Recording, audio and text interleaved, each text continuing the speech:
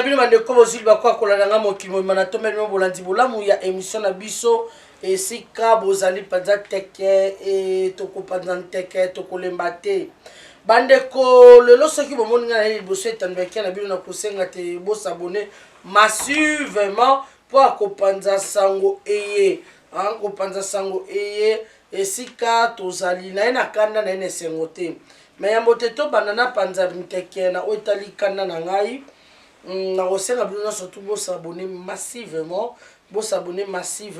na chaîne ya Panthère Info TV po akokabokabola mpe émission eye et partout esika nyonso kongomani azwami azwa émission oyo bandeko sans plus tarder tokosola na bino mwa moke na oyo etali mon président de la République démocratique du Congo, président de l'Union africaine, le choix de Dieu, le lutte du peuple congolais. Président Félix Antoine Tshisekedi Tshilombo, triple béton brassard. Qui boudna kaboudé, mais je m'en tape. Le loboye, bande koto ko betali solo. Ezana groupe ya bato o basangani. Pour déstabiliser le président Félix Antoine Tshisekedi Tshilombo. Quand on a mingi conscience na biso ba congolais eza wapi tozala batu tozonga batu. Moi je veux beaucoup plus interpeller l'église catholique. Ndeko tano lo ba illustrer photo oyo. Tangu doye biso surtout président Félix a sali combien d'années na pouvoir. Guerre est bana Félix a mutachango. Libulu oyo souffrance eza na Congo, tous à la batu to raisonner. Est-ce que Fatim mutache difficulté za na Congo? Aye akuti yango. Congo ezaki na libulu, azo bunda, mwana batu, di jour butu moi, de façon que abimisa Congo na libulu. Mais côté la biso ba congolais, bon moto na biso ba déplacer yango. Ko soutenir liboki to pe bato oyo baza bandoki pona ba vie na biso ba congolais balingi biso ba kongomani to bongate na calendrier na biso ebongisama ki ete na période tozala awa poto kuta na ba partenaire na biso poto discuter kaka pona processus électoral te mais toza pe na situation ya insécurité na mboka bande kona ngai Glencore otobi Glencore bato bazoko financier Est, guerre ya Est. Bako lati sa ba ADF, bako pesa ba minduki. Bangwana abeshole. Soit disons église. Désormais, on peut faire dans le nzamba landosa ce que église et landosa mission nzamba parce que tout est permis de porter les nzamba. Mon dans ce temps la nzamba la pembe, asa mon sang touti. Ke baza bolupa robata manasima. Bande rowali misanga na bete bato église et bato bande ko église catholique bozé belé mais on en a marre de ce que l'église catholique izo sala. Lelo to moni abeshole asangani na SCC dans 5 ans basangani na SCC et puis SCC honte à vous. Bossali rupture na l'église de réveil, bossali rupture na l'église mususu officiellement, non officieusement. Parce que bozo landa boza no balanda ngulu wa complexé église catholique 5 ans influencé bino nani depuis que vous avez travaillé avec les églises de réveil ça ba bino boboti boko kene ko s'associer pour pourquoi il s'agara mutu ya fati ba étranger bazwa esika na mboka oyo abeshole oza congolais Olukesika Okima.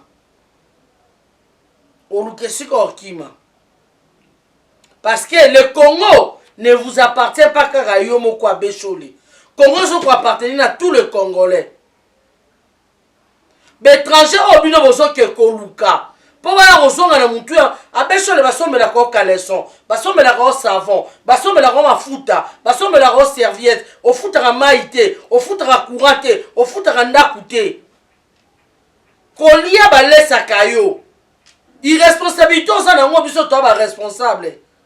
Nyoso to misomela kama yo basomela ka. Ozo wa bébé. Na komi responsable ti. Alors tika koluka problème oyo lukawana. Bon, combattre Fachi pourquoi? Oh, bozo bosana ke nde bozo ko boko isa Fachi, bozo luka bozo condamner toute ba vie ya ba congolais ni surtout. Lelo boyo bato ozoko kokota pression na président Félix Antoine Tshisekedi Tshilombo. Ce sont des étrangers. Tala Katumbi étranger, Kabila étranger, Fayoulou n'a parlons pardon. Batoni ne surtout à Sali Bloc. Pendant le quoi isaye. Elle est bien au soutenir bango. Yebisanga congolais na sana kati o bino bo soutenir. Pe Fachi jusque là à Salinini Yamabe. Misère ça na Congo, est-ce que Fachi mtatia ngona Congo? Bato batie misère na Congo bo comme le loba allié.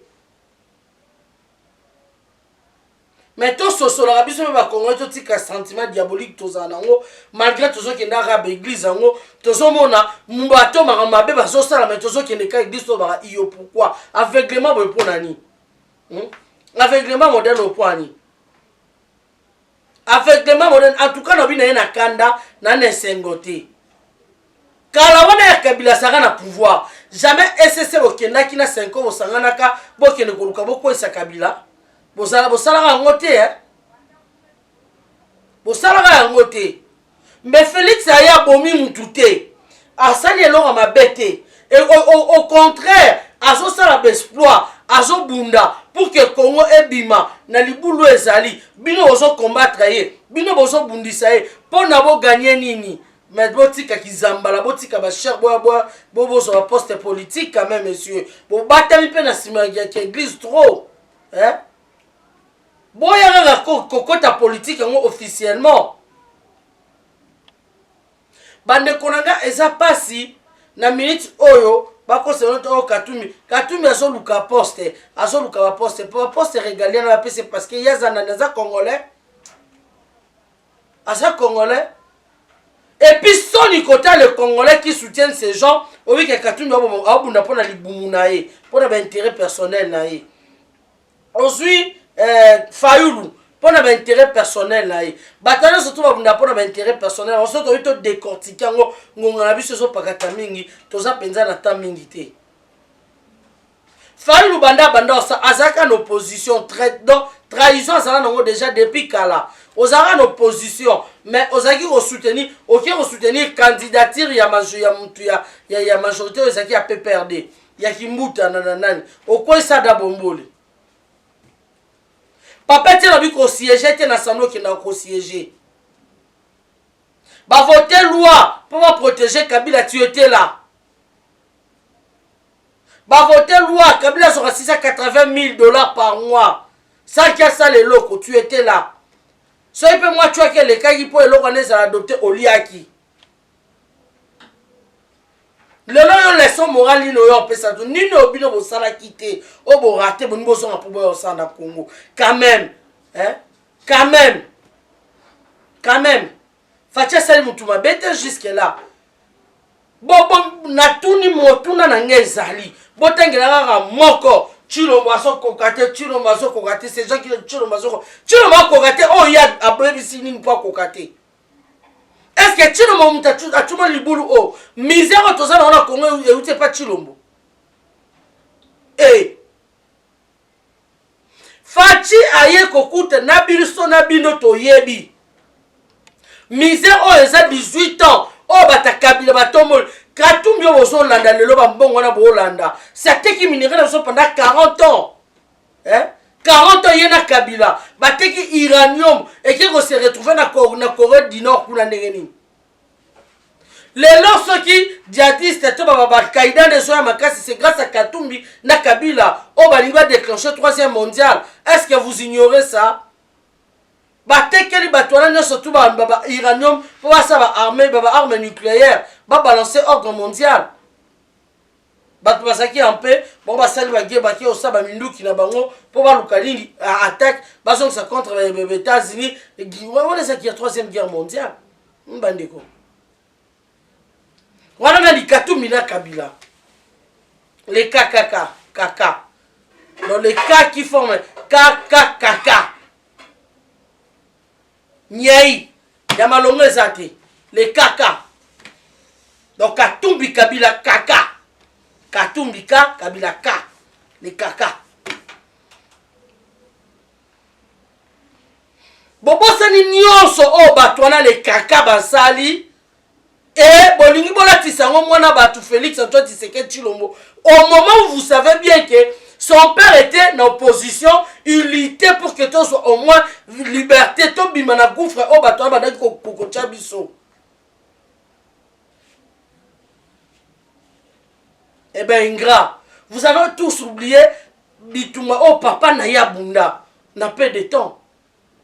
Kassa il est là non construit parce que son père était en opposition. Opposition ne c'était pas intérêt à famille na et c'est qui intérêt à biso ba congolais to bima na emprisonnement wana.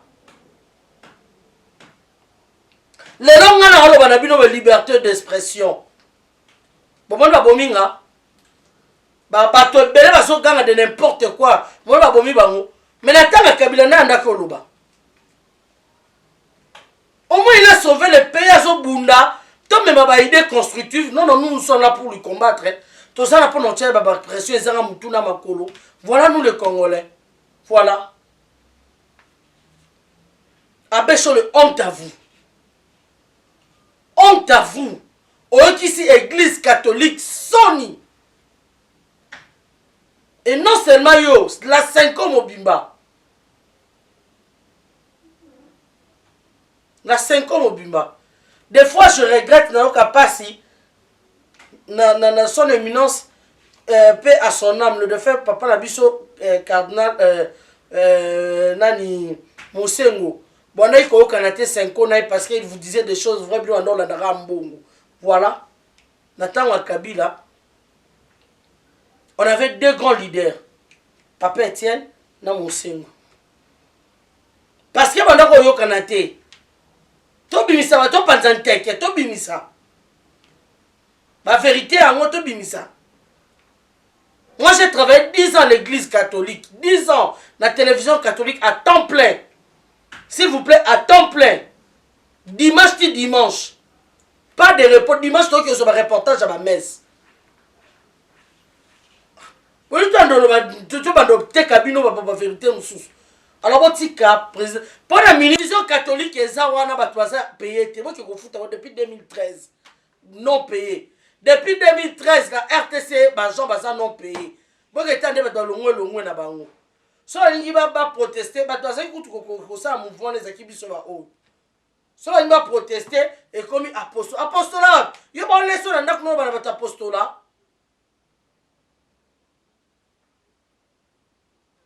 Et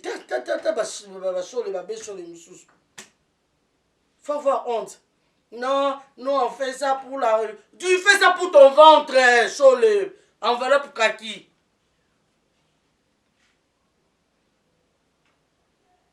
Il n'y a pas si peu mawa. Je ne vais pas répondre à comment pas comélinga parce que on n'est pas kata comélinga bi Katumbi est l'autre côté devant Fatih. Katumbi est citoyen congolais. Oh, azu par national par mon Canada des PC qui citoyenneté wana. Mais Fatih est président de la République. Le lit du peuple congolais. Le choix de Dieu. Et il n'est pas congolais. C'est un mafieux, un tueur. Oh, abomisi ba congolais est belé. D'abord, à dans la société, ne m'a foutre à battre ceux qui a eu présidence, il y aura des impayements partout. À part Batonko, le globe aux sala. Transco, sabotage, ministre Aoutouabi, et pas Katumbi. Soyo au changé, M. Cherbert, au Kende, État lié parce que c'est congolais. Congolais, nous sommes ensemble, Koyo Katumbi, ils ont payé Katumbi, payé Katumbi, ils ont Zambie, ils ont Italie. Ils ont Mawa. Tous ont abattu. Tous ont abattu. Nous avons sengoté. Parce que, biloko nyonso église catholique, ils ont ça, là, son peu bon soto. Bozo mona, bozo lobelo côté, bozo tala. kaka chilombo bomi nani ko tozala totika ndo kindoki otolie à part congolais tolie kindoki ekomi ntango taba bana ekomi kindoki avancé baninga kindoki mo bosa ata ba avion bosa ba WhatsApp bosa ba Facebook biso kindoki kaka tobomaka bandeko na biso mo ba congolais kindoki na biso tokluaka président esondiki eza salité sala ta WhatsApp sala Viber na yo na kindoki na yo te yo kindoki kaka fati pourquoi parce que c'est un Muluba c'est un Kassayen n'importe quoi kongo ba Kassayen ba kotiki la bino ba bayaka kotika bino kasi na mokili ba Kassayen ba kotika bino na mokili to ba kotika bino na Kongo ba bi Kongo ya bino moko rankine moko ezanga motuna makolo rankine pena mutongo bozo salera et puis il on la comprendre parce que facha za chrétien ça manza na boso blo na c'est sa côté en côté yangwana je comprends et là un idiot excusez-moi mon temps à communauté un idiot qui m'écrit au nom en privé voilà le président Abino a si so na kecha fleur na tomba Jésus mais oza liboma na tomba kinda nani na lipa ina nati mawa faut apprendre aux à civiliser des messages pareils beaucoup melanga souté merci beaucoup na bandeko balandinga pour nous chiter na chiter na kambo tali Koffi Olomide na bale na lobebelete ndeko annoncer nga boyo sara illustration il y avait 20h Koffi Olomide basimbiso touche Koffi eza na ba bokie chuté so unité bandeko tola na moi vétéran muke oyo Koffi ndenge alubaki pona yemei na bango de l'autre côté na moi sinaï tolanda au moins respect à maman Olive en tant que moi aussi à président Kala donc on peut le bas moi aussi à Kala président mais il y a le sérieux maman wana abanda na le par ko senga na président Kala mobile na ye mobile na ngai après tout ça la sous le côté pour les Congolais 680 000 par mois si c'est vrai abanda na par ko renoncer na yango par patriotisme pour l'amour ya mboka o bato ba ko souffrir baleki trop atikala tana $60,000 des ezebele par mois moko d'abord asombaka nini alors on l'a zéro asombaka nini na mbongo ebele wana chaque mois asombaka nini aliaka ngo comment il fallait na mama wana abanda bongo ndini lelo abandi komona ba makambo ya boye est-ce que a fouillé pendant Monique à l'époque il y avait rien sûrement makambo lobi ça juste mais ngai nde baloba na parlement na déclarer irrecevabilité dango on a barki ngala irrecevabilité pour la ndenge mutu mususu aloba mais il y a qui l'a mieux placé pour constater que tala oui mobile langage normal te tala bo émission to salaki oyo na lobaki makambo ya mboka na biso mboko ngalinga oyo bato ebele mpe basepelaki nango na me rendre compte quand même que na lapsus moko na lésé maman Olive vraiment nayaki awa na émission te po na faire souffrir qui que ce soit nayaki kaka po na loba un peu au nom ya ba compatriote na ngai mais tango 48 heures après nde naye lelo awa nayaki ko me rendre compte parce que bato batalisi nga quand même omoni nga na koka na nyonso te na koka na ngai na nyonso te tango bato batalisi ngai que liloba tel maman Olive asepeli te maman Olive ali maman na biso yaki première dame ya mboka vraiment nayaki mpo nayebisa ye apaiser motema je lui présente mes excuses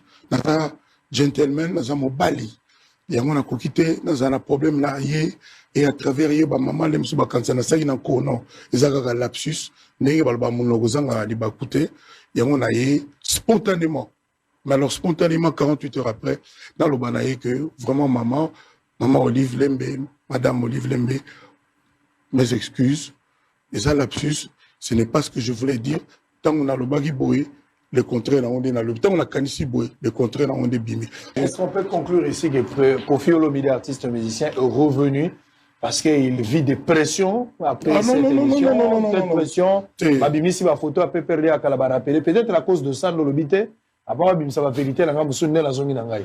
On a de retour sur ce plateau. Et là, on a l'obaki, moi c'est à Kala. Batindaga qui signe pardon. Dossier o ezalaka déjà bien avant. Ezalaka nango. Ezalaka baturo bakenda ba fio bakenda ba rangunda.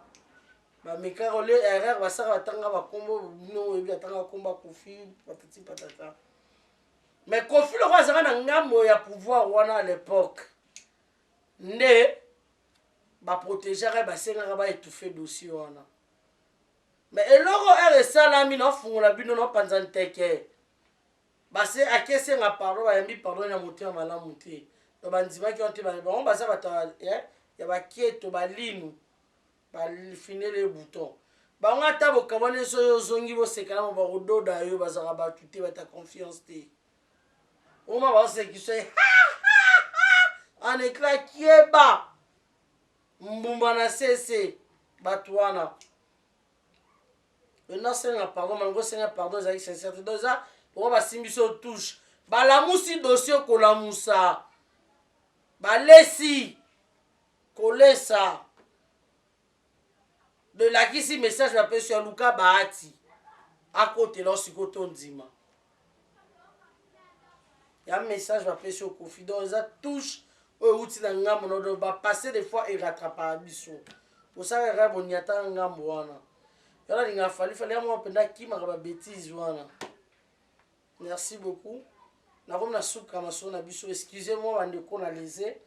Quand il est qui m'a cassé. Parce que tout le monde bêtise et l'équipe pas dans gamba 5 ans. Parce que fana Glencore oyo azo fournir ba ni guerre na est. Maintenant bande ko ça est bozolo banini. Bande ko est e bo mona église catholique assiégé na batoyo. Bazo fournir bango bazo fournir ba ADF Minduki.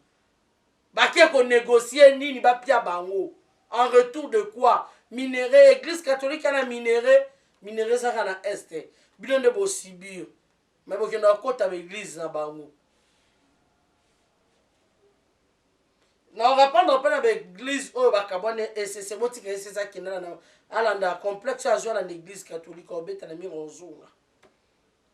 Catholique ngara kunza zoko mtu alingara kunza aba mo basala si simba te ba oyo kanate botika epe ba zonga be bambute o to limbisa te botika ba bafana kwa na bango botika bango d'ailleurs vous avez belé que par rapport à ECC ba munke bino l'église de rêve ba combien. Merci beaucoup, tout est bien qui finit bien comme la sous émission en tout cas bolimbisa va tenir la rigueur.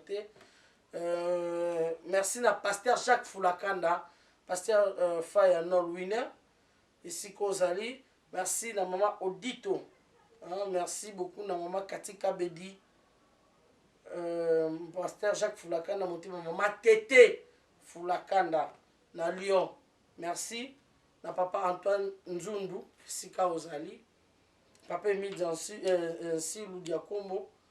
Merci na bandeko surtout bazo penza di bakoko na ngalo les grands chisekidistes anon te basenga motema mama Rita mon vieux Varzino Muteba pourquoi pas maître Walter Wali Chimanga motema ya mama Anne Katoba.